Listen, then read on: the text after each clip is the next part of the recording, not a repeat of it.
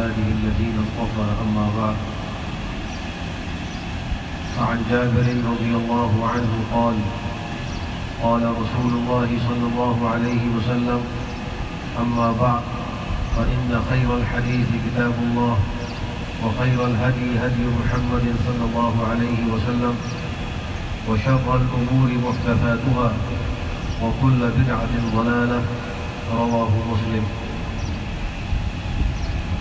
حضرت جابر رضی اللہ تعالیٰ عنہ سے روایت ہے کہ رحمت عالم صلی اللہ تعالیٰ علیہ وآلہ وسلم نے حمد و ثناء اور خطبے کے بعد ارشاد فرمایا کہ کائنات میں سب سے بہترین کلام کتاب اللہ ہے اور سب سے بہتر طریقہ زندگی حضرت محمد رسول اللہ صلی اللہ علیہ وسلم کا طریقہ ہے، اور سب سے بدترین چیز نئی باتیں ایجاد کرنا ہے، اور ہر بدعت ضلالت و گمراہی کا موقع اور سرچشمہ ہے۔ اللہ سبحانہ و تعالیٰ نے انسان کی دنیا اور آخرت کی فلاح کے لیے اس کو اتباع سنت کو حکم دیا ہے، اور دنیا اور آخرت کے خسارے سے بچنے کے لیے بدعت سے بچنے کا اور اجتناب کا حکم دیا ہے۔ اتباع کہتے ہیں اپنی پوری زندگی کو نبی کریم صلی اللہ تعالیٰ علیہ وآلہ وسلم کے طریقے کے مطابق گزارنے کو اتباع کہا جاتا ہے۔ یہی طریقہ دین ہے، یہی صراط مستقیم ہے، اور اسی کی اتباع کا حکم ہے۔ قرآن کریم اللہ کا ارشاد ہے وَأَنَّ هَذَا صِرَاطِي مُسْتَقِيمًا فَاتَّبِعُوهُ، یہ میرا سیدھا راستہ ہے، اسی کی اتباع کرو۔ اور اگر اس کو چھوڑ کر مختلف راستوں کو اختیار کریں گے تو قرآن کریم ان کی مذمت کرتا ہے وَلَا تَتَّبِعُوا السُّبُلَ فَتَفَرَّقَ بِكُمْ عَنْ سَبِيلِهِ ذَلِكُمْ وَصَّاكُمْ بِهِ لَعَلَّكُمْ تَذَكَّرُونَ، کہ تم مختلف راستوں کی دین حق کے علاوہ پیروی نہ کرو، یہ راستے تم کو اللہ کے راستے سے جدا کر دیں گے۔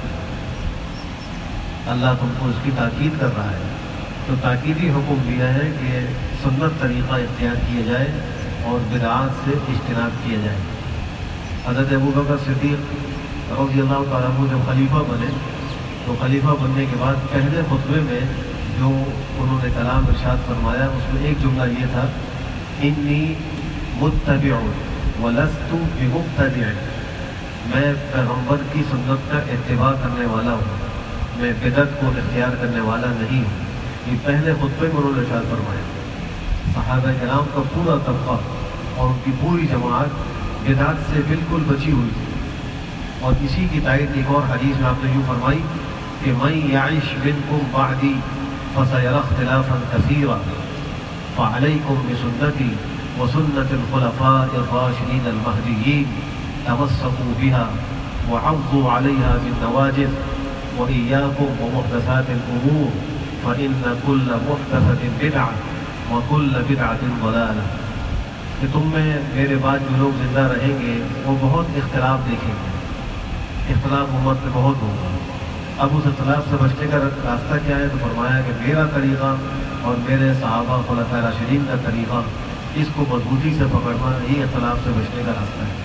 پھر فرمایا کہ دین کے اندر جو نئی نئی باتیں ایجاد ہوتی ہیں ان سے بچو، اس لیے کہ ہر نئی دین کے اندر جو بات پیدا ہو رہی ہے وہ بدعت ہے، اور ہر بدعت گمراہی ہے۔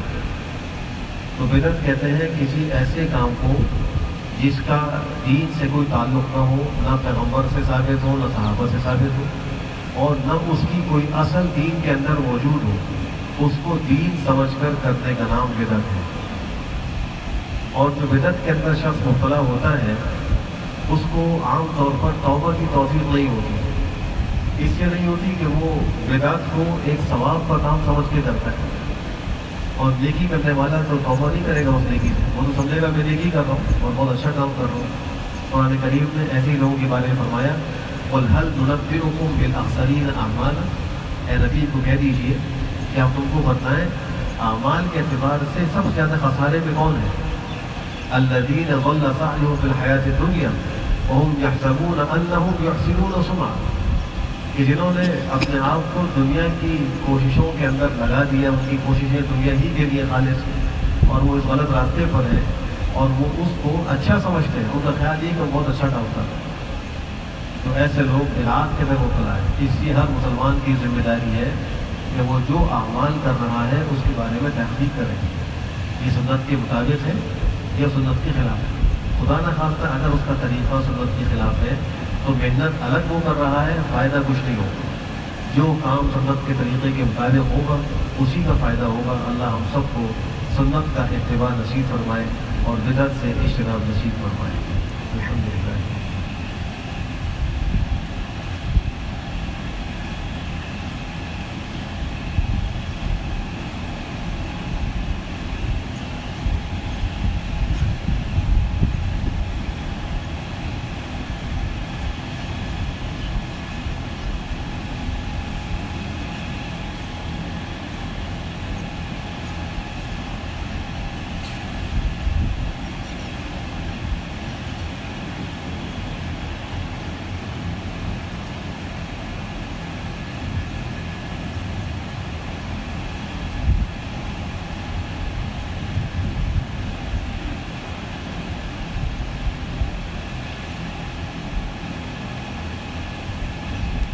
برحمتك يا ارحم الراحمين.